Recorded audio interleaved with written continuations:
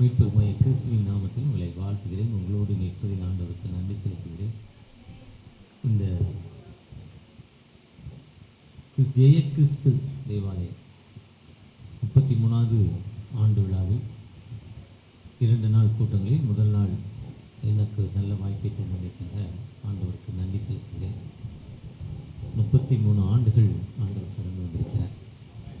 அந்த 33:12 சொல்லுது, கர்த்தரை தங்கள் தெய்வமாய் கொண்ட ஜனங்கள். அருமையான வார்த்தை பாருங்க. கர்த்தரை தங்களுக்கு தெய்வமாய் கொண்ட ஜாதியும் அவர் தம் செம்மையானவர்களுக்கு தகும். அந்த 33ஆம் சங்கீதத்தை ரொம்ப தெளிவாக அது தாவீதின் டீச்சிங் சாங்ஸ் என்று பேர், அவருடைய போதக சங்கீதம் என்று சொல்லியிருக்காங்க. 32 சொல்கிறாங்க. அதனுடைய தொடர்ச்சி தான் 33. அந்த 33 வரையும் சொல்லிட்டு அதுக்கப்புறம் அவருடைய விடுதலையை பற்றி ஆண்டவர் அவருக்கு எப்படி வாழ்வு கொடுத்தான்னு சொல்லி, நான் கர்த்தரை எக்காலத்திலும் துதிப்பேன், துதி எப்பொழுதும் எனக்கு வாயில் இருக்கு 34 சொல்கிறேன். அந்த 33 எப்பவுமே எனக்கு ரொம்ப பிடிச்ச வசனம் 9, அவர் சொல்ல ஆகும் கட்டளையிட நிற்கும். அது 14 சொல்கிறாரு, தம் வாசமாய் இருக்கிற ஸ்தானத்திலிருந்து பூமியின் குடிகள் எல்லோரும் மேலும் கண்ணோக்கமாக இருக்கிறாரா. அவர் பார்த்துக்கிட்டே இருக்கிறாராம். நம்ம எல்லாத்தையும் என்ன பண்ணுறாரு, இப்போ நம்ம என்ன பண்ணுறோம், இப்போ இங்கே உட்காந்துருக்குறோம். ஒரு சில பாஸ்டர் இப்போ நாளைக்கு நிறைய பாஸ்டர்ஸ் தான் நாளைக்கு மீட்டிங்கு, சர்ச்சில் சாப்பாடு கொடுக்குறோம், பருப்பு அங்கே காசு இல்லைன்னு ஒரு சில யோசனை பண்ணிகிட்டு இருக்கலாம். இல்லை யாரோ ஒருத்தர் நாளைக்கு வாடகை கொடுக்கணும் கேட்டிருக்கேன், நாளைக்கு உதவி செய்கிறோமான்னு சொல்லியிருப்பாங்க. அந்த அம்மாவுக்கு சொல்கிறேன், அந்த அம்மாவுக்கு என்ன செய்ய போகிறேங்கிறத பற்றி திங்க் பண்ணிகிட்டு இருக்கலாம். இப்படி ஒவ்வொருத்தரும் ஒரு திங்கிங், ஒவ்வொருத்தருக்கும் ஒரு தேவைகள், அந்த தேவைகள் மத்தியில் உட்காந்துருக்கலாம். எனக்கும் பல தேவைகள் மத்தியில் பல திங்கிங்கில் என்ன நடக்க போகுது என்ன நினச்சிட்டு இருக்கலாம். ஆனால் ஆண்டவர் ஒரு காலம் தம் வாசமாயிருக்க ஸ்தானத்தை தன் குடிகள் எல்லோருமே அவர் என்ன பண்ணுறாரு, பார்த்துக்கிட்டே இருக்கிறார். என் பிள்ளைகளுக்கு என்ன வேணும், என் பிள்ளைகளுக்கு நான் என்ன செய்யணும். அதனால் நம்ம கவலைப்பட வேண்டாம். இந்த கடைசி வசனம் சொல்கிறாரு, கர்த்தாவே நாங்கள் உண்மை நம்பியிருக்கபடி உங்கள் கிருபைகள் எங்கள் மேல், அவருடைய கிரேசஸ், அவர் மெர்சிஃபுல், அவருடைய கிருபை இரக்கம், நாங்கள் உண்மையே நம்பியிருக்கோம், கூப்பிட்டுக்கலாம் உண்மையே நம்பியிருக்கிறோம், நீங்கள் எங்களுக்கு இறங்கியிருக்க வாழ்வு கொடுங்கன்னு கேட்குறப்போ அவர் எப்போவுமே நம்ம என்ன பண்ண பண்ணுறதில்லை, கைவிட மாட்டார். 32 ஆண்டுகள் ஜெய கிறிஸ்து தேவாலயத்துக்கு கடந்து வந்த தகப்பன், நம் 33வது ஆண்டுல தகப்பனே இந்த திருச்சபை, இந்த திருக்கண்டலம் பகுதிக்கு வாழ்வு கொடுக்கிற ஒரு திருச்சபையா, இந்த கிராமத்திற்கு இந்த திருச்சபை வழியாக இந்த கிரவுண்டில் நின்று இந்த திருச்சபையை பார்க்குறப்போ இதில் உள்ள ஒளி அந்த மக்களுக்கு ஒரு வாழ்வு கொடுக்க வேண்டுமா. நம்முடைய வல்லமை இந்த திருச்சபையில் இறங்கட்டும் தகப்பனு பார்ப்போமா. என்னாலுமே தூரப்பா ஏனாத்துமாவே நீ என்னாலுமே தூதிப்பா, என்னால் வரையே உன்னத நான் செய்த, என்னால் வரையே உன்னத நான் செய்த என்னில்லா நன்மைகள் யாவும் என்னாலுமே தூதிப்பா, ஏனாத்துமாவே நீ என்னாலுமே தூதிப்பா, எத்தனையோ உன்னுயிர்க்கு செய்தாரே, எத்தனையோ நித்தமுனை மூடி சொட்டினதோ அன்றி, நித்தமுனை மூடி சொட்டினதோ அன்றி, ஜீவனை மீட்டதால் என்னாலுமே துதிப்பா, ஏனாத்துமாவே நீ என்னாலுமே துதிப்பா, பூமிக்கும் வானத்துக்கும் உள்ள தூரம் போலவே, பூமிக்கும் வானத்துக்கும் சாமி பயமுள்ளவர் மேலவருள், சாமி பயமுள்ளவர் மேலவர் அருள், சாலவுமே தங்குமே சத்தியமே ஏது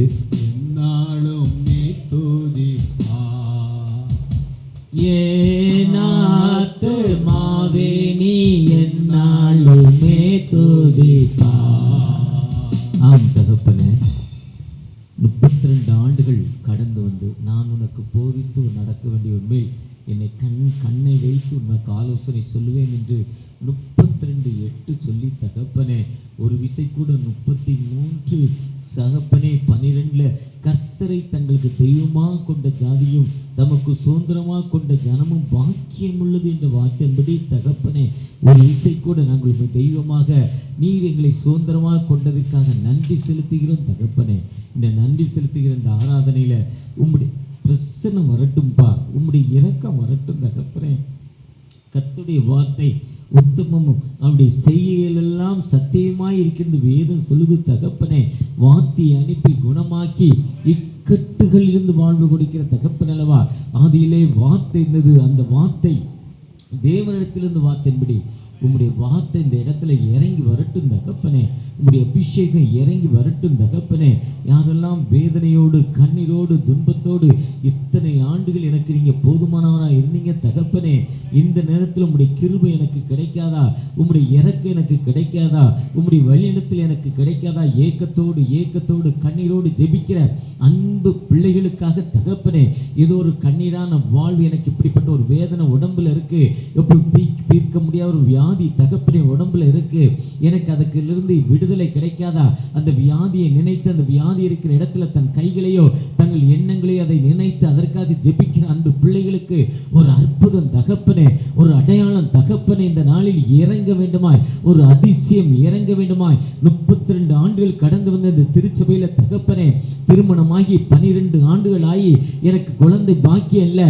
இந்த வருஷத்துல இந்த இடத்துக்கு வந்திருக்கிறேன். உம்முடைய வல்லமை மேல உம்முடைய அபிஷேகம் தகப்பனே, அன்று அண்ணாள் மேல உம்முடைய தேவ வசனம் நிழலிட்டது தகப்பனே. மரியாள் மேல பரிசுத்தாவின் வல்லமை இறங்கிச்சு நிழலிட்டதால் அவள் கருவுற்றாள். அதே மாதிரி எனக்கு நிலவுற்று எனக்கு ஒரு கற்பத்தின் கனியை நீங்க தருவீங்கன்னு ஏக்கத்தோடு ஜெபிக்கிற ஒரு அன்பு மகளுக்காக தகப்பனே, புது எண்ணெயால் புது பலத்தால் புதிய கிருபை புது கவியால், புது எண்ணெயால் புது பலத்தால் புதிய கிருபை புது கவியால் நீரப்பினிடம்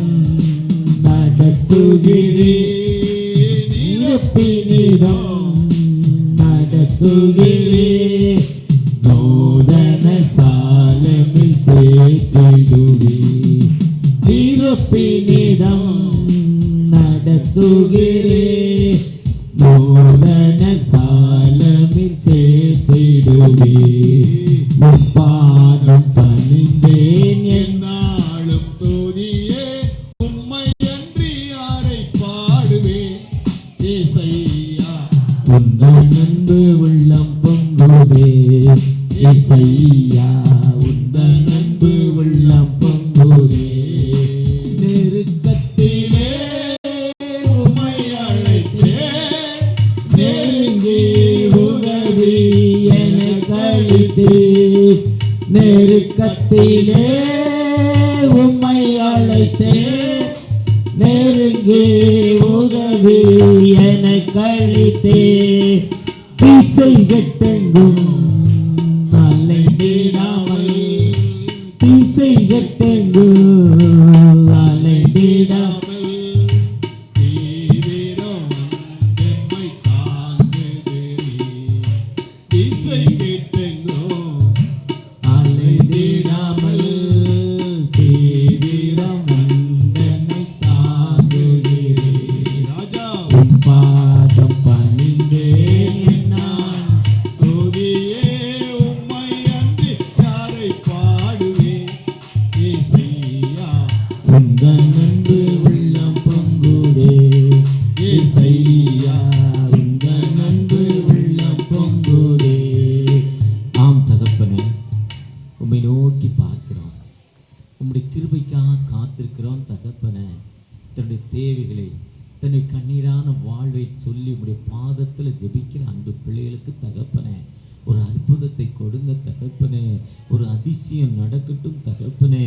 33வது ஆண்டு விழாவில் தோத்திர கூட்டத்தில் தகப்பனே, எனக்கு ஆண்டவர் விடுதலை தந்தார், ஆண்டவர் எனக்கு விடுதலை தந்தார், ஆண்டவர் எனக்கு விடுதலை தந்தார் என்று சொல்லி துதிக்க நீங்க இறங்கி வாங்க தகப்பனே.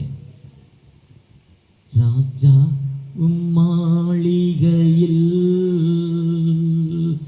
ராப்பகலாய் அமர்ந்திருப்பே, இயேசு ராஜா உன் மாளிகையில் ராப்பகலாய் அமர்ந்திருப்பே, துதித்து மகிழ்ந்திருப்பே, எல்லா துயரம் மறந்திருப்பே, உம்மை துதித்து மகிழ்ந்திருப்பே, எல்லா துயரம் மறந்திருப்பே. ஆராதனை ஆராதனை அப்பா அப்பா உங்களுக்குத்தான் ஆராதனை ஆராதனை அப்பா அப்பா உங்களுக்குத்தான் ஆராதனை ஆராதனை அப்பா அப்பா உங்களுக்குத்தான் எங்கும் நிறைந்த யெகோவா எலோஹி, ஆராதனை உமக்கே. எங்கும் நிறைந்த யெகோவா எலோஹி, ஆராதனை உமக்கே. எங்கள் நீதியே யெகோவா சிச்சேனோ, ஆராதனை உமக்கே. எங்கள் நீதியே யெகோவா சிச்சேனோ, ஆராதனை உமக்கே. ஆராதனை ஆராதனை அப்பா அப்பா உங்களுக்குத்தான் ஆராதனை ஆராதனை அப்பா அப்பா உங்களுக்குத்தான். ஆம் தகப்பனே, 32 ஆண்டு முடித்து 33வது ஆண்டுல உம்மை ஆராதித்து தொழுது உம்மிடத்திலிருந்து ஒரு அற்புதத்தை பெற்றுக்கொள்ள வந்திருக்கிறோம். அந்த அற்புதம் எங்கள் மத்தியில் வரட்டும் அப்பா. உம்முடைய கிருபை எங்கள் மத்தியில் வரட்டும், உம்முடைய இறக்கம் எங்களோடு வரட்டும்ப்பா. நீங்க பேசுங்க, நாங்கள் கேட்கிறோம். என் கண்மலையும் என் மீட்பும் கர்த்தாவே, வாயின் வார்த்தைகளும் அமர்ந்திருக்கிற ஒருடைய இருத்தை தியானமும் சமூகத்தில் பிரிதியாய் இருப்பதாக. ஆமேன் ஆமேன். மீண்டுமாய் வந்திருக்கிற அன்பு பாஸ்டர் ஆண்ட்ரூ அவர்களை வாழ்த்துகிறேன். என்னுடைய துணைவியார், அன்பு மகன், அன்பு மருமகள், அன்பு பேரப்பிள்ளை, உங்களை வாழ்த்துகிறேன். திருச்சபை மக்களாகி உங்களை அன்போடு வாழ்த்துகிறேன். இந்த நாளில் உங்களோடு நிற்பதில் ஆண்டவருக்கு நன்றி செலுத்துகிறேன். இந்த நாளில் கூட இப்படிப்பட்ட வாய்ப்பை தந்தமைக்கு ஆண்டவருக்கும் அருமையான அன்பு பாஸ்டருக்கு நன்றி செலுத்துகிறேன். வந்திருக்கிற அநேக ஊழியர்கள் வந்திருக்கீங்க, உங்களை வாழ்த்துகிறேன். விசேஷமாக அந்த தம்பி கும்மிடிப்பூண்டி சாலமோன், அப்பா பேர் லாரன்ஸ் ஐயா, மகன் சாலமோன், மற்றும் நம்ம மேத்தீஸுடைய மருமகன் லாரா மற்றும் எங்களுடைய அன்பு சகோதரர் விட்டலையா, எப்பவுமே பாசத்தோடு அப்பா அங்கிற ஒரு பாசத்தில் அவர் பிள்ளைகள், அவர் மனைவி எல்லாரும் அப்பாங்கிற வார்த்தையை தவிர வேறு எதையும் கூட மாட்டாங்க. ஒரு அன்பு நிறைந்த லாரா, அவரை தொடர்ந்து அவருக்கு பின்னால் இருக்கிற எங்களுடைய சத்திய, அது என்னது என்ன கன்னியாப்பட்டையா, கன்னிகாபுரம் சதீஷ், நல்ல ஒரு சகோதரனை போல, ஒரு தகப்பனை நேசிப்பது போல நேசிக்கிற சகோதரி. சதீஷோட ஒரு துணைவர் தான் எனக்கு ரொம்ப பிடிக்கும். ஒரு தகப்பன் எப்படி நேசிப்பாங்களோ அப்படி நேசிப்பாங்க. உண்மையாகவே நாங்கள் அந்த கடந்த வருஷத்தில் மகாராஷ்டிரா மாநிலத்தில் கச்ரோலி டிஸ்ட்ரிக்ட் போயிட்டோம். மகாராஷ்டிரா மாநிலத்தோட கடைசி பகுதி. எப்படி தமிழகத்தில் உள்ள கடைசி டிஸ்ட்ரிக்ட் சென்னை, இது கடைசி மாதிரி, அது கச்ரோலி. அது ஒரு குரூப் கிராமம். அங்கே தனோராங்கிற ஒரு இடத்துக்கு ஒரு ஊழியத்துக்கு போயிருந்தோம். ஒரு கூட்டமாக நான் ஐயா சதீஷ் ஃபேமிலியாக வந்திருந்தார். அப்போ என் மனைவியோடு அன்பு மகள் தான் சொல்லணும், சதீஷுடைய துணைவியார் கூட இருந்து அவங்கள நல்லா கவனிச்சாங்க. அவங்களுக்கு ரொம்ப பிடிச்சிருச்சு இப்படி ஒரு சகோதரி கூட இருந்து. அதேமாதிரி ஒரு கூட்டமாக போயிருந்தோம். ஒரு நல்ல ஒரு நேசிக்கிற ஒரு சகோதரி சதீஷுடைய துணைவியார். மற்றபடி நிறையா பேர் வந்திருக்கீங்க, என்னோட நிறைய வந்திருக்கேன். உங்கள் யாவரையும் வாழ்த்துகிறேன். இந்த நாளில் கூட சிறப்பாக ஒரு அருமையான வாசனத்தை போட்டிருக்காரு. என் காரில் உட்காந்து எனக்கு மெசேஜ் எழுத நேரம் கிடச்சிது. நேற்று இரவு கிடைக்கல, முந்தா நான் கொஞ்சம் டென்ஷன், போன வாரத்தில் பல டென்ஷனில் இருந்தேன். ஒரு தேவையில்லாத டென்ஷன். அந்த டென்ஷன்னால கொஞ்சம் முந்தா நாள் கூட ஒரு கூட்டத்தை கேன்சல் பண்ணிட்ட முடியல. இன்றைக்கி மதியம் ஒரு கூட்டத்துக்கு போக முடியல. ஆனால் இந்த தேசமே பயப்படாதே, கர்த்தர் பெரிய காரியங்களை செய்கிறார். Fear not, O land, be glad, rejoice, for the Lord will the great things. ஆண்டவர் பெரிய காரியங்களை செய்திருக்கிறார். ஆண்டவர் எப்போவுமே வாழ்க்கையில் நான் நடந்து வந்த பாதையை நடந்து பார்க்குறப்போ, என்னுடைய வயது 65, கிட்டத்தட்ட 65 ஃபினிஷ் ஆகி 66க்குள்ளே போகிறேன். 17, 12, 59 வந்து 66, 5/9 என்னுடைய ஒரிஜினல் டேட். அப்போ தான் அதில் எனக்கு பர்த் சர்டிஃபிகேட்டில் இருக்குது. ஆனால் அந்த டேட்டையே மறந்துட்டேன். நான் அவ்வளோ பிஸியில் இருந்தேன் அன்றைக்கி, அவ்வளோ டென்ஷன். அந்த 5/9, அப்போ அந்த 5/9 60னா என்னுடைய 65வது ஆண்டு முடிகிற ஒரு தருவாய். இப்படி எத்தனை ஆண்டுகள் நடந்து வந்த பாதையை நான் திரும்பி பார்க்குறது. எத்தனையோ விபத்துக்கு, எத்தனையோ நாச மோசங்கள், எத்தனையோ களவு, எத்தனையோ வியாதி, எத்தனையோ துன்பங்கள். ஆனால் அத்தனையிலும் இருந்து இதை நினச்சிருந்தா நான் இன்றைக்கெல்லாம் இருந்திருக்கக்கூடாது. ஆனால் ஆண்டவர்களுக்கு கிருபையாக நீ வழிநடத்தி வந்திருக்கிறேன் என்று நான் நினைக்கிறேன். அந்த தான் வெளிப்படுத்தல் 2 நாளில் சொல்லுவோம், நீ ஆதியில் இருந்த அன்பை விட்டு விட்டாய். அழகாக சொல்கிறார். நான் நீ எவ்வளோ நடத்திட்டு வந்த வெளிப்படுத்தல் 2:4 வாசிங்க. அவர் சொல்கிறாரு 2:4 வாசிங்க. ஆனாலும் என் மேலே ஒரு குறை அவருக்கு இருக்குது, இதே குறை தான் உங்கள் மேலே இருக்குது. நம்ம ஆதியில் அந்த கற்றுக்கிட்ட அன்பை விட்டுட்டோம். 32 ஆண்டுகள் இந்த ஊழியம் எப்படி நடந்து வந்துச்சு. நீங்கள் 32 ஆண்டுகளுக்கு முன்னால் திரும்பி பார்க்குறப்போ, காசிமேடு இன்னும் அவர் தெளிவாக சொல்லுவார். தண்டையார்பேட் காசிமேடு தெளிவாக சொல்லுவார். தண்டையார்பேட்டை காசிமேடு தெளிவாக சொல்லுவார். அந்த காசிமேடில் 32 ஆண்டுகளுக்கு முன்னால் நான் என்னுடைய பிஸ்னஸ்க்காக போகிறப்போ, நேற்று ஒருத்தர் கூட மனைவி, இன்னைக்கு இன்னொருத்தருக்கு மனைவி. அப்படிப்பட்ட ஒரு கலாச்சாரம் இந்த ஒரு ஏரியா, ரொம்ப ஒரு வித்தியாசமான ஏரியா. அந்த ஏரியாவிலேருந்து என்னை திருக்கண்டலத்துக்கு கொண்டு வந்து இந்த கன்னிகை பேர் இடத்துல இந்த பெரியபாளையம் மெயின் ரோடில் உள்ள இந்த திருக்கண்டலத்தில் கொண்டு வந்து 32 ஆண்டுகள் கடந்து வந்து, அவரும் அவர் துணைவியாரும் ஒரு பையனோடு வந்திருப்பார் நினைக்கிறேன். இல்லை வந்து மகன் 2 பேரோட வந்து எந்தவித வசதி இல்லாமல் ஜெயகிறிஸ்து தேவாலயம் அவங்க தலைமை போதகர் ஏதோ கொஞ்சம் செஞ்சிருப்பார். இருந்தாலும் ஆண்டோடைய அநாதி சித்தத்தின்படி நடந்து வந்த பாதையில் இருக்கும். ஆண்டு ஆதியில் கொண்டிருந்த அன்பை இதை சொல்லிட்டு அந்த வாட்ஸ்அப்பில் அழகாக நீங்கள் கூட கேட்டிருப்பீங்க. ரொம்ப அழகாக சொல்கிறார். ஒரு பையன் ஒருத்தர் நல்ல ஒரு ரொம்ப வியாதி, கண்ணீர் ஜெபம் பண்ணுறார். அந்த வியாதியிலேருந்து ஆண்டவர் விடுதலை கொடுக்கிறார். அந்த வியாதியிலேருந்து ஆண்டவர் விடுதலை கொடுத்த உடனே அவர் ஆண்டவருக்கு சாட்சி சொல்கிறார். சாட்சி சொல்கிறது மட்டும் இல்லை, அவருக்கு கிடைத்த அந்த விட்னஸை ஒரு பேப்பரில் எழுதுகிறார். அதை பிரிண்ட் பண்ணுறார். லட்சக்கணக்கான பிரிண்ட் அவுட் எடுத்து தெருமுனைகளிலும் கிராமங்களிலும் மெயின் ரோட்லும் ரயில்வே ஸ்டேஷன்லையும் கொடுக்குறார். சர்ச்சுக்கு வந்து சர்ச்சில் உட்காந்துட்டு சர்ச்சில் வந்த பாஸ்டர்ஸ் இப்போ எங்களை மாதிரி வர்றவங்க பிரசங்கம் பண்ணுறவங்களை வீட்டுக்கு கூட்டு போய் அவங்களுக்கு நல்ல உணவு கொடுத்து அவங்களுக்கு வந்து சாட்சியை சொல்லுவார். அவருடைய பழக்கம். இந்த சொன்னதே அரைச்சி என்ன ஆச்சு, சொன்ன சாட்சியை சொன்னால் அது ஒரு மாதிரி புளிச்சுக்கும். சொன்ன அரைச்சமாவே அரைச்ச மாதிரி தேஞ்ச ரெக்கார்டு மாதிரி பழைய ரெக்கார்டு அந்த ரெக்கார்ட் பிளேயரில் போட்டோன்னு இங்கே அவருக்கு தெரியும். அந்த முள்ளை தூக்கி வச்சுன்னா ஓடும். திடீர்னு ஒரு இடத்துல நின்னோடனே சொன்னதே சொல்லும். அந்த இடத்த விட்டு மூவ் ஆகாது. ரெக்கார்டு சுற்றிக்கிட்டே இருக்கும். அதான் தேஞ்ச ரெக்கார்டு.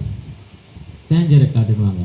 அரைச்ச மாவு நாங்கள் சொன்னதே சொல்லி சொல்லி கடைசியில் அவர் கொஞ்ச நாள் மறந்து போச்சு. ஒரு 10 வருஷத்தில் சாட்சியே என்னத்தை சொல்கிறது, புதுசாக ஒன்றும் சொல்லலாம். ஆண்டவர் நான் நிர்மூலமாக இருப்பது காலைதோறுமாவே.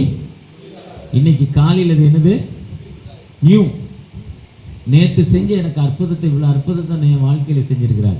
இன்னைக்கு காலையிலேருந்து இன்னைக்கு இவ்வளோ அற்புதத்தை எனக்கு செஞ்சிருக்கிறார். இவ்வளோ வேலையை கொடுத்துருக்காரு, இவ்வளவு பலனை தந்திருக்காரு, இவ்வளோ விடுதலை கொடுத்துருக்காரு. தினமும் புதிதான சாட்சிகள்.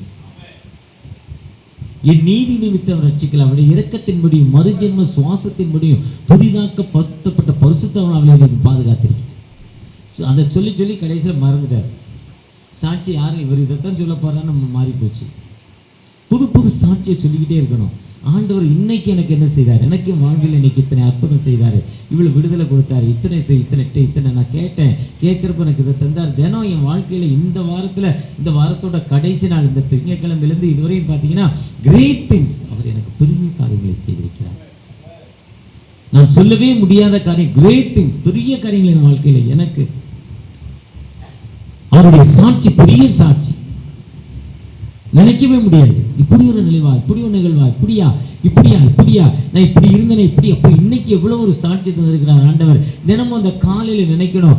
ராத்திரி படுக்கிறப்போ இன்னைக்கு என்னை நடத்தி வந்த பாதை எவ்வளோ பெருசு. ஒரு நாள் இந்த வாரத்தில் ஒரு நாள் ஒரு ஃப்ளைட்டுக்கு டிக்கெட் போடுங்க 12:30 மணிக்கு. 11:40 போர்டிங் ஆகணும். நான் 12:50 போகிறேன். கரெக்ட் டைம் ஃப்ளைட் லேண்ட் ஆகிடுச்சு. கரெக்ட் டைம் டேக்கப் ஆகிடுச்சு. நான் உள்ளே போகிறேன், மூடிட்டான் கேட்டை. திறக்க விட முடியாதுன்ட்டான். 6,500 5,500 அவுட், வீணாக போச்சு. நான் நிற்கிறேன் அங்கே, கேட்குறேன் அந்த வாக்கி டாக்கில் ஒரு பேசஞ்சர் இல்லைங்கிறான். 1 passenger not coming. அவன் சொல்லுவா எஸ் ஸ்டாண்டிங் ஹியருங்கிறாவா. இதை திறந்து விட முடியாது, மூடிட்டுங்க. 5,500 டிக்கெட் போச்சு. ஆனால் அதில் உள்ள பெரிய பியூட்டி என்னன்னா, அடுத்து 7,000 ரூபாய்க்கு ஒன்றே ஒரு டிக்கெட் கொடுத்து அடுத்த ஃப்ளைட்டை பிடிச்சி வர்றதுக்கு ஆண்டவர் கிருபை செய்கிறார். ஒரு காலத்தில் நடந்து போகிற வழி இல்லை, சைக்கிளில் வர வழி இல்லை, ட்ரெயினில் போக வழி இல்லை, பஸ்ஸில் டிக்கெட் வாங்க காசு இல்லை. அப்படிப்பட்ட இருந்த கடவுள் எனக்கு அன்னைக்கு உடனே அடுத்த நிமிஷம் ஒரு டிக்கெட்டை போட்டு அடுத்த ஃப்ளைட்டை காட்சி 1 மணி நேரம் கழிச்சு வந்து வர கிருபை செய்திருக்கிறார். எதுக்குப்பா, ஒருவேளை நான் எதுக்கு போகக்கூடாதுன்னு நான் பேசுகிறப்ப ஆண்டவர் எனக்கு சொன்னார், நீ ஒழுங்காக வரணும், அதுக்காக தண்டனை, நீ ஒழுங்காக வரணும். ஒரு சில நேரத்தில் நம்ம போகிறோன்னா அந்த ட்ரெயின் மிஸ் ஆகிரும். ஒரு கூட்டம் வந்து டாக்டர் டிசிஎஸ் தினகரன் பேசுகிறார் செகண்ட்ராபாத்தில். 8:30 முடிப்பாங்க. ஒரு தமிழ் சர்ச்சின்னு பேர் செகண்ட்ராபாத்தில். ஹைதராபாத் பக்கத்தில் 2 கிலோமீட்டர் செகண்ட்ராபாத். அந்த சர்ச்சுக்கு தமிழ் சர்ச்சு ஏற்ற மாதிரி பெரிய ரயில்வே ஸ்டேஷன். 8:30 முடித்தா 9:00 ட்ரெயின். அந்த ட்ரெயினை போனால் காலையில் வேலைக்கு போயிடுவாங்க. 2 நாள் மீட்டிங்கை முடிச்சு திங்கக்கிழமை மெசேஜ் கொடுத்துட்டு கூட 10 நிமிஷம் கொடுத்துட்டாரு. அவரால் கண்ட்ரோல் பண்ண முடியல ஸ்பிரிட்டை. சாப்பாடு கொடுக்குறவங்க லேட் பண்ணிட்டாங்க, வர்றாங்க, ட்ரெயின் போயிடுச்சு. ட்ரெயின் போன உடனே அடுத்த நாள் காலையில் தான் ட்ரெயின். எல்லாத்தெல்லாம் ரயில்வே ஸ்டேஷனில் படுத்திருக்காங்க கொசுக்கடியில். வேலைக்கும் போக முடியல, திட்டிக்கிட்டே படுத்திருக்காங்க. காலையில் எழும்பி பார்த்தா போன ட்ரெயின் விபத்தாயிடுச்சு. 100கணக்கான பேர் செத்து போனாங்க. ஒரு குறிப்பிட்ட நாளில் உண்மையாக நடந்த சம்பவம். அந்த டைட்டானிக் கப்பலை பார்த்தீங்கன்னா ஒருத்தர் டிக்கெட் வாங்கிட்டார் மனைவி பிள்ளைகளோடு போகிறதுக்கு. போகிற ஒரு பிள்ளை 3ஆவது பொண்ணை நாய் கடிச்சிச்சு. டாக்டர் போகக்கூடாதுட்டார் 3ஆவது பொண்ணு. அப்போ அப்பா இல்லை அம்மா பிரேக் ஆகணும், அதனால் எல்லாருமே டிக்கெட்டை கேன்சல் பண்ணாங்க. ரொம்ப ஏழை. அந்த கப்பல் போயிட்டு அந்த கப்பலை பார்த்து அழுதுட்டு வந்தாராம், கடவுளே எவ்வளோ சேர்த்து வச்சு டிக்கெட் போட்டால் ரிட்டர்ன் வரல, இப்படி மோசம் பண்ணுவியா கடவுளேன்னு திட்டினாராம். பிப்ரவரி 12, 1912. 2 நாள் கழித்து பேப்பரை பார்த்தாராம். அடுத்த நாள் காலையில் டைட்டானிக் கப்பல் மூழ்கி அதில் போன 1,500 பேரில் 900 பேர் செத்து போகிறான். இவர் கடைக்கு ஒரு மாலை, ரோஜாப்பூ மாலை கடைக்கு ஒரு ரோஜாப்பூ வாங்கி அந்த நாய்க்கு மாலை போட்டாராம், கடித்த நாய்க்கு. கர்த்தர் பெரிய காரியங்களை செய்திருக்கிறார். தேசமே ஆனால் சொல்ல ஆதியில் இந்த அன்பை நீ விட்டாங்க. ரொம்ப திட்டினேன் கடவுளை, என்னப்பா ஜெபம் பண்ணேன், எத்தனை நாள் ஜெபம் பண்ணியிருக்கேன், நீ ஜெபத்தை கேட்டு 1 நிமிஷம் 5 நிமிஷம் ஃப்ளைட்டு அந்த வாட்டை என்ன கேட்குறேன், போன வாரம் இதே ஃப்ளைட் தான் டிக்கெட் போட்டேன், 8 மணி நேரம் லேட்டாக கூட்டு போகிறேன், உங்கள் அப்பா நான் அதுக்கு காசு கொடுத்தேன், 8 மணி நேரம் உட்காந்துருந்தேன், இன்னைக்கு 8 நிமிஷம் லேட்டுக்கு நீ இப்படி பண்ணுறேன்னா அவள் அப்படியே ஒருமா கண்ணீர் விட்டு அப்படி திட்டினேன். அந்த ஸ்பைஸ் செட்டுக்கு ரிப்போர்ட் வேறு போட்டிருக்கேன் செல்லுலேருந்து. இருந்தாலும் நான் திரும்ப திரும்ப ஜெபம் பண்ணுறப்பன்னு சொன்னார், நீ ஒழுங்காக இனிமையாக இது என்ன பண்ணணும், தேங்க்யூ இப்போ பண்ணணும். எத்தனை வேலைப்பள் இருந்தாலும் உன் நேரத்தை என்ன பண்ணணும், சரியாக நீ என்ன பண்ணணும், கவனிக்கணும். அதுதான் கர்த்தர், அதுதான் இது நிமித்தம் அந்த சாட்சி சொல்லிக்கிட்டே இருந்தாராம். ஒரு நாள் தம்பி மாதிரி ஒரு பிரசங்க வந்தார், பிரசங்கம் பண்ணார், வீட்டுக்கு கூப்பிட்டு போனார். சாப்பாடு கொடுக்குறப்போ ஒரு சாட்சி சொல்லுது, என் சாட்சியை நான் இப்படிலாம் ப்ரிண்ட் பண்ணி கொடுப்பேன்னு சொன்னாராம். அந்த பேப்பர் உங்களுக்கு காட்டுறேன்னு ஒய்ஃபை கூப்பிட்டு மேலே போய் எடுத்துருவானாராம். அந்த அம்மா மேலே போயிச்சா தேடிச்சாங்கயாம். இல்லை அவர் சொன்னாராம், இந்த டேபிளில் இந்த ட்ராயரில் இந்த இடத்துல இருக்குனாராம். அந்த அம்மா எல்லாத்தையும் எடுத்து தேடி பார்த்துட்டு, ஒன்றும் இல்லைங்க நீங்கள் கொடுத்த பேப்பரை எலி கடிச்சு பீஸ் பீஸ் ஆக்கிட்டுன்ட்டாராம். நம்ம சாட்சி எப்படிப்பட்ட சாட்சியாக இருக்குது. நாம் நடந்து வந்த பாதையை பார்க்குறப்ப ஆண்டவர் நமக்கு எவ்வளோ பெரிய காரியங்களை செய்திருக்கிறார்.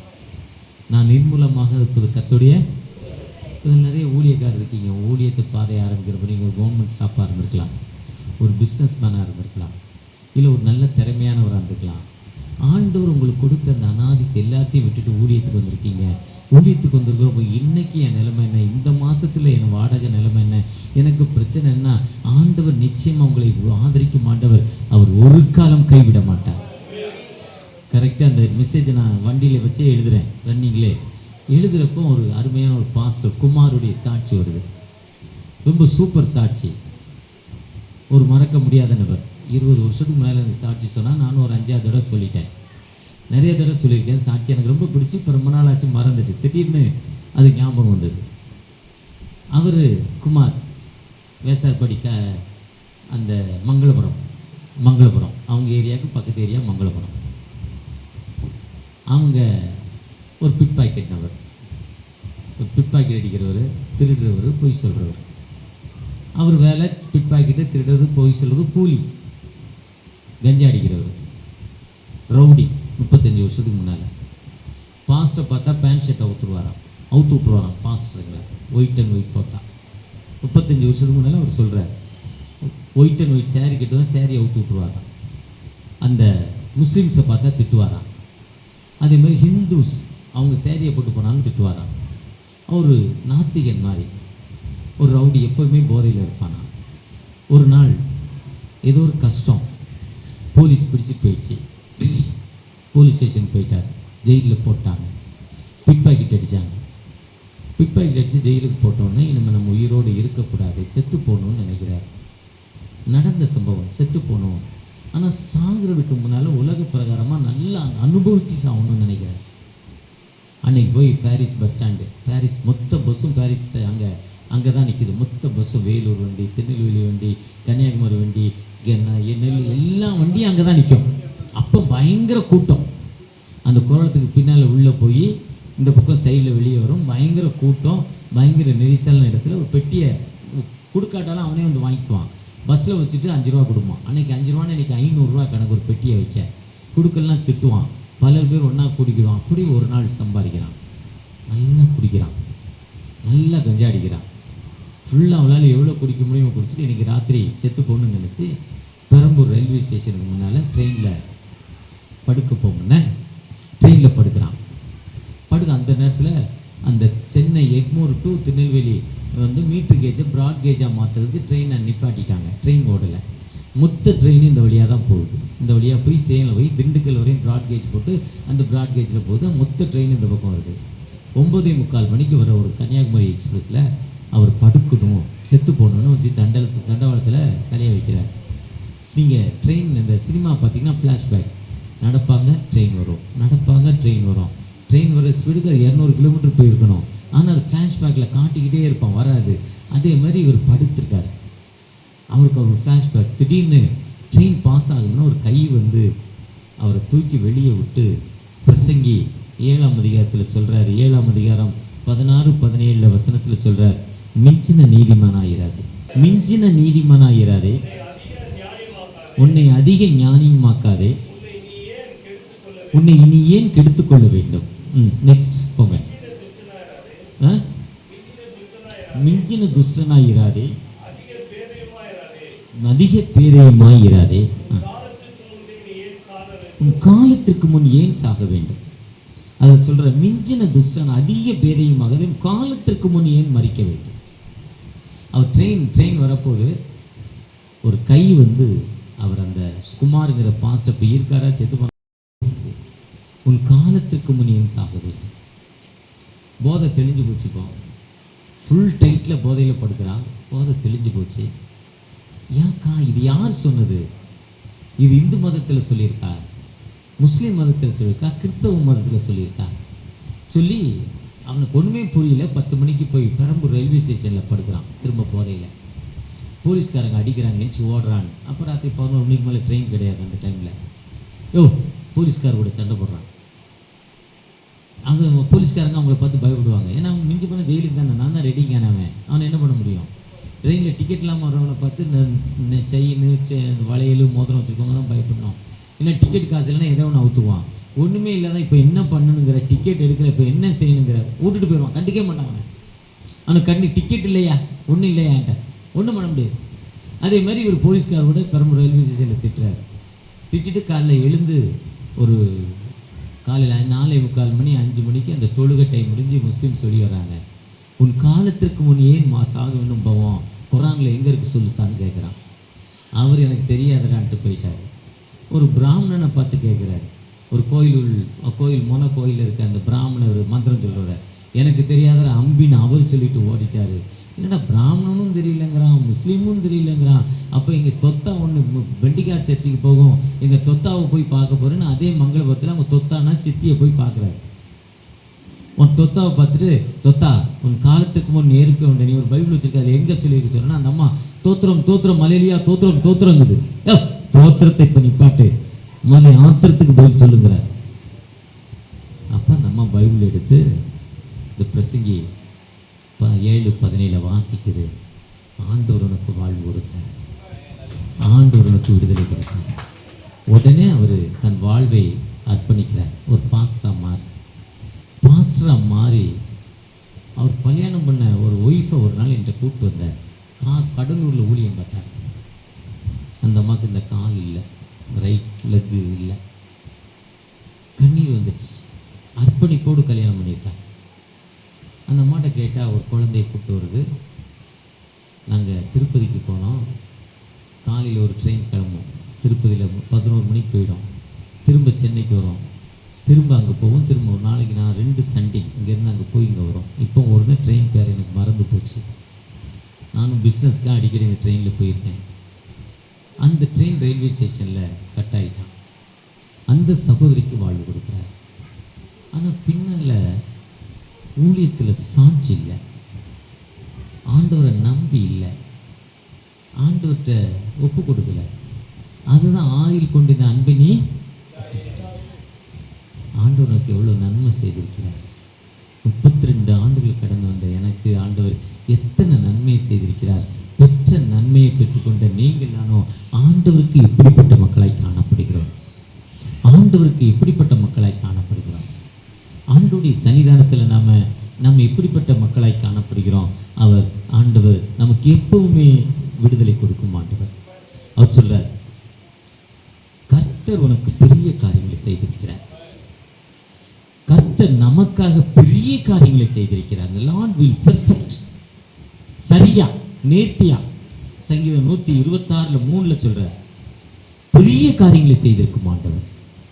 அவர் எப்பவுமே கைவிடுறதில்லை. அவர் நினைப்பதற்கும் எண்ணுவதற்கும் மேலான காரியங்களை செய்யும் ஆண்டவர்.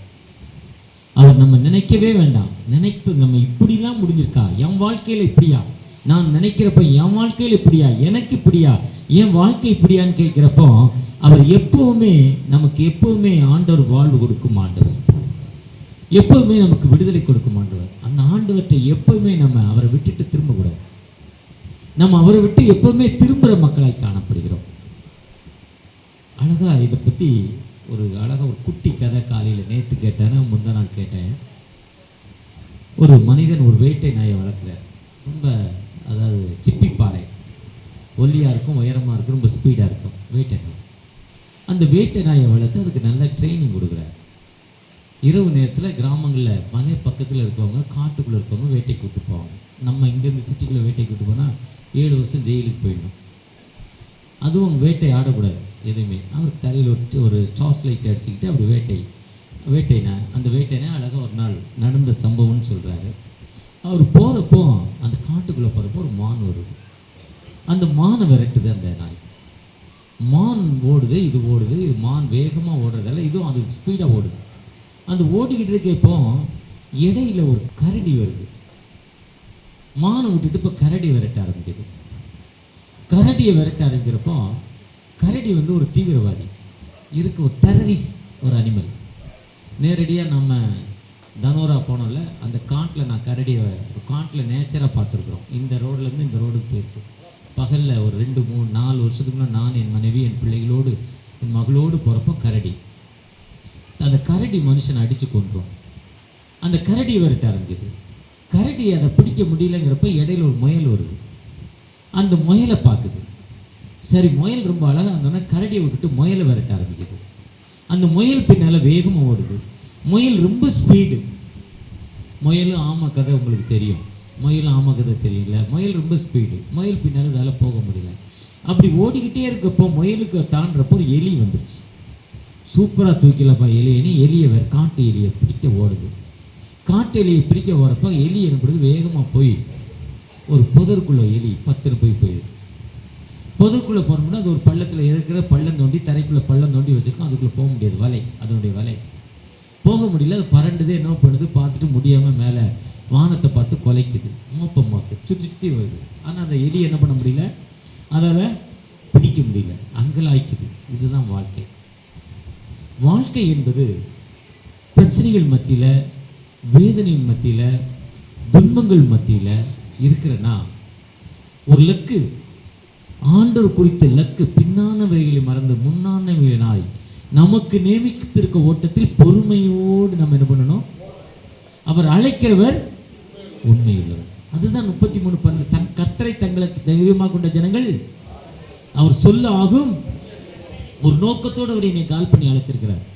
அழைத்த தகப்பன் ஒரு காலம் என்ன பண்ண மாட்டாரு, கைவிட மாட்டார். அவர் கைவிடவே மாட்டார். அவர் சொல்றார், உன் தாயிற் கருவில் உருவம். ஒரு குழந்தை அழகா போன வாரத்தில் வாட்ஸ்அப்பில் சின்ன குழந்தை பாருச்சு. என் சதைகள் உருவாகும் முன்னே, என் எலும்புகள் உருவாகும் முன்னே, என் நரம்புகள் நீர் உனக்கு தரிசனத்தை உருவாக்கிட்டீங்க. என் கருவை கண்டுபிடிச்சு எனக்கு ஒரு தரிசனத்தை உருவாக்கி கொடுத்துட்டீங்க. நீ இந்த வேலை தான் செய்யுங்கிற ஒரு தரிசனத்தை எனக்கு, அந்த குழந்தை அழகா பாடுது, தரிசனத்தை உருவாக்கி எனக்கு கொடுத்துட்டீங்க. நம்ம வாழ்க்கையில் இப்படித்தான் பார்க்கிட்ட ஒரு வாழ்க்கையில் எனக்கு தரிசனத்தை கொடுத்திருக்கிறார். அந்த தரிசனத்தை நம்ம என்ன பண்ணக்கூடாது, விடக்கூடாது. நீர் ஒரு அழைச்சிங்க அழைத்த உண்மையில் இன்னைக்கு உள்ள கஷ்டம், இந்த கஷ்டத்துக்கு காரணம் நீங்கள் முழங்கால் ஜெபிக்கிறப்போ ஆண்டவர் நிச்சயமாகவே ஒரு விடுதலை தரும் ஆண்டவர், நிச்சயமாகவே வாழ்வு தரும் ஆண்டவர். அந்த ஆண்டவர் ஒரு காலம் கைவிட மாட்டார். அது 139:16 சொல்லும், கருவையினுடைய கண்கள் தாயின் கருவில் உருவாமனே ஜாதிகளுக்கு தீர்க்கதரிசியாக அபிஷேகம் பண்ணி எரேமியா 1:5 சொல்லார், நீ உருவாகும் முன்னே உன்னை என் உள்ளங்கையில் வரைந்திருக்கிறேன். சிறியானத்தில் பிள்ளைகளுக்கு மறந்தாலும் நான் உன்னை மறப்பதில்லை. உன் சிறு வயது தொடங்கி முதிர் வயது வரை. ஏசாயா 46 சொல்றார், 49 சொல்றார், எரேமியா 1:5 சொல்றார், சங்கீதம் 139:16 சொல்றார். ஆண்டவர் எப்பவுமே கைவிடாத ஆண்டவர். அவர் ஒரு காலம் அவரை நோக்கி பார்த்த முகங்கள் ஏன்னா அவருடைய செய்கையில் முடியாத இது அவர் எப்பவுமே நமக்கு தரும் ஆண்டவர். அதுதான் சொல்றார், தேசமே நீ கர்த்தர் பெரிய காரியங்களை செய்திருக்கிறார். Do not worry, fear not your land, be glad and joy. பயப்படாத, கர்த்தர் பெரிய காரியங்களை. இந்த மெசேஜ் எழுதிட்டு இருக்கப்பவே ரொம்ப நெருங்கிய ஒரு நண்பர் மனவா மாரிமுத்து கும்பகோணத்தில் இருக்கிற, கடந்த நாளில் மீட்டிங் போகிறப்ப ஒரு கூட்டம் வரமானேன். ரொம்ப ஒரு பிடிச்ச மனிதர் மனவா மாரிமுத்து. எனக்கு ரொம்ப ஏழை, 3.25 அடி தான் உயரம். ஒரு 2 பிள்ளைகளுக்கு திருமணம் நான் தான் பண்ணியிருக்கேன். நான் இல்லைன்னா பண்ண மாட்டேன்ட்டார். நீ இன்னைக்கு வரையும் எனக்கு தான் திருமணம்ட்டார். ரொம்ப ஒரு சூப்பர் மேன், ரொம்ப பக்தி நிறைந்த ஒரு மனிதர். அவர் 35 ஆண்டுகளுக்கு முன்னால் நடந்த சம்பவத்தை 40 என்னுடைய அறிமுகம் ஆகும்னு சொல்கிறார். 40 ஆண்டுகளுக்கு நடந்த சம்பவம். அவர் மனைவிக்கு வயர்வலி, மருத்துவத்தில் வளர்ச்சி இல்லை. கும்பகோணம் கவர்மெண்ட் ஹாஸ்பிட்டல் அட்மிட் பண்ணுறார். சின்ன சாதாரண ஹாஸ்பிட்டல். மயக்க மருந்தெல்லாம் சரியாக வரல. டாக்டர் செக் பண்ணிட்டு மனைவிக்கு வயத்துக்குள்ளே கட்டி இருக்குது, அதை எடுக்கணுங்கிறார். ஆனால் ஆப்ரேஷன் பண்ணுறப்ப இறந்துடலாம் 1, உயிரோடு இருக்கலாம் 2, நிச்சயமாக குழந்தை பிறக்காது. இத்தனை 3 கண்டிஷன். இவர் நீ என்ன பண்ணணும்னு என்ன கேட்டோன்னா அவர் பண்ணுங்கய்யா, வலி தாழ முடியல, ஆண்டோடைய சித்தம் இருந்தால் இருக்கட்டும், இல்லைன்னா போட்டோம், வலி இல்லாமல் இருந்தால் இருக்கட்டும், நீ ஆப்ரேஷன் பண்ணிவிடுங்க, குழந்தை இல்லைனாலும் பரவாயில்லன்னு சொல்லிட்டார். அந்த கவர்மெண்ட் ஹாஸ்பிட்டல் சின்ன ஹாஸ்பிட்டல், நம்ம கிராமங்களில் இருக்க மாதிரி டாக்டர், சின்ன டாக்டர் ஆப்ரேஷன் பண்ண ஆரம்பிக்கிறார். பக்கத்தில் ஒரு சர்ச்சு, ஏஜி சர்ச் இருக்குது, அந்த சர்ச்சில் போய் முட்டி போட்டு ஜெபம் பண்ணுறாரு. இவருக்கு பெரிய பக்தி கிடையாது. தகப்பனே எனக்கு நீங்கள் தாங்கப்பா, என் பிள்ளைய என் மனைவியை தாங்க, ஜெபம் பண்ண. ஆப்ரேஷன் சக்ஸஸாக முடிஞ்சிச்சு. வலி, காசு இல்லை, ஏழை. 10 ரூபாய்க்கு டீ விற்குமா ஒரு நாளைக்கு, டீ கடை 10 ரூபாய்க்கு விற்குமா. ஆனால் என்ன சொல்லி ஜெபம் பண்ணார், என்ன வந்தாலும் 3ல் 1 உனக்கு கொடுத்துறேன், என் மனைவிக்கு உயிர் விடும். ஆப்ரேஷன் முடிஞ்சு 1 வருஷம் கழிச்சு குழந்தைய அந்த அம்மா பெற்றெடுத்துருச்சு. அந்த பொண்ணு திருமணத்தை நான் நடத்தி வச்சேன். என்ன பண்ணுவாரான், டீ கடை 10 ரூபா 12 ரூபாய்க்கு விற்குமா ஒரு நாளைக்கு. இன்றைக்கி 1000 ரூபாய்க்கு விற்கிற மாதிரி, 1000 ரூபா 2000 ரூபாய்க்கு விற்கிற மாதிரி ஒரு டம்ளரில் தான் போடுவாராம் காசு. கீழே தட்டுவாராம், 3 பங்கு வைப்பாராம். 5 காசுனா 3 5 காசு, 2 காசுனா 3 2 காசு, 3 காசு கூட இருந்தது. எனக்கு 1 காசு கூட இருந்தது. 1 காசு 2 காசு 3 காசு, காலனா ரேனா காலங்கள் வந்த போகிற புதுசு 10 காசு, 4னா 8னா பெரிய காசு. ஒன்றுன்னா 3 வைப்பாராம். 1 கடவுளுக்கு, 1 பாலுக்கு, டீக்கு, சர்க்கரைக்கு, கறிக்கு, 1 அவர் சோத்துக்கு, 3ல் 1. அதான் நெகேமியா சொல்கிறப்போ 10:33 சொல்கிறாரு, 3ல் 1 கடவுளுக்கு கொடுக்குறாரு. எசேக்கியேல் 6ல் 1 கொடுங்குறாரு. உபாகமத்தில் 10ல் 1 கொடுங்குறாரு. என்ன சொல்கிறாரு, 3ல் 1 நீ கடவுளுக்கு கொடுங்குறாரு. அது 10:33 வாசிங்க. நெகேமியா 10:33 9:33 தெரில. நெகேமியாவில் கடவுளுக்கு 3ல் 1 கொடுங்குறாரு. அப்படி அவர் 3ல் 1 இப்போ அவர் ஏன்ட சொன்ன சாட்சி அப்படி தூக்கி கட்டிடுவார். அந்த டம்ளர் இருக்க காசை தட்டுவாராம். 3 பங்கா என்றது இல்லையா. முதல் பங்கு எடுப்பாராம், இது கடவுளுக்கு. 2வது பங்கு சோத்துக்கு. 3வது பங்கு டீக்கு, பாலுக்கு, சீனிக்கு, எல்லாத்துக்கும். எங்கள் தேவனுடைய ஆலயத்தின் சகல வேலைக்கும் வருஷந்தோறும் நாங்கள் சேக்கலில் 3ல் 1 பங்கை கொடுப்போம் என்கிற கடனை எங்கள் மேல். கடனாது சேக்கல்னா நம்ம ஊரில் பணம் ரூபாங்கிற மாதிரி, அந்த ஊரில் சேக்கல். இப்போ நம்ம 140 ரூபா கொடுத்தா ஒரு சேக்கல் அவங்க வேல்யூ. நான் போகிறப்போ அப்போ டாலர் 60 ரூபா, 1 ரூபா. நம்ம 60 ரூபா கொடுத்தா $1, 85 ரூபா நம்ம கொடுத்தா ஒரு சேக்கல். அவங்க ஊரில் சேக்கல், இஸ்ரேலில் சேக்கல் தான் அவங்க ஊருடைய வரவு செலவு கரன்சி.